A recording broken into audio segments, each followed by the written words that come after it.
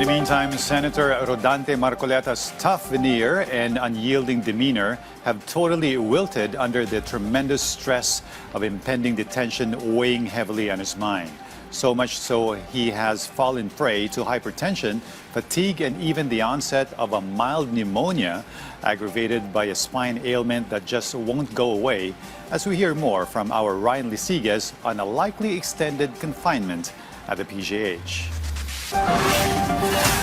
Despite having no court-approved hospital arrest order yet, Senator Rodante Marcoleta was taken directly to the PNP General Hospital after being arrested at the Sandigan Bayan on Monday over a plunder case. The PNP maintains the senator is not receiving any special treatment. According to PNP Chief Police General Jose Melencio Naratates Jr., Marcoleta was admitted to the PNP General Hospital because he requires medical attention. VIP treatment. Nakakulong na siya, paano? Nakakulong sa ospital. O pwede naman kayo pumunta doon, makita niyo yung kulungan doon. Meanwhile, Public Information Office Acting Chief Police Colonel Allen Rayco said that although Marcoleta is confined at the PNP General Hospital, he remains under the custody of the CIDG. Marcoleta's stay at the hospital may be extended. He is expected to undergo rehabilitation therapy for his degenerative disc disease, a condition affecting his cervical spine. Ko-complain talaga siya ng nape pain at saka dizziness talaga.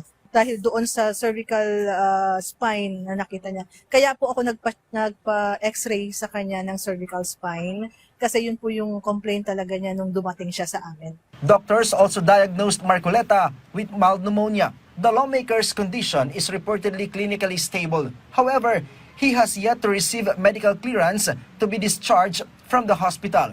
Since his admission to the PNP General Hospital, his blood pressure has remained elevated at around 160/90, a level doctors consider risky for a 72-year-old patient like Marcoleta. Ang 160/90 po is considered as hypertensive stage 2. Sa edad niya, mataas po yun. Mataas po yung 160/90 para po sa kanya. Kaya meron po siyang mga symptoms na chest pain, mga nape pain, mga ganun po. The PNP General Hospital said stress appears to be a major contributing factor to the senator's current health condition. Hypertensive po si Senator Marcoleta po talaga eh.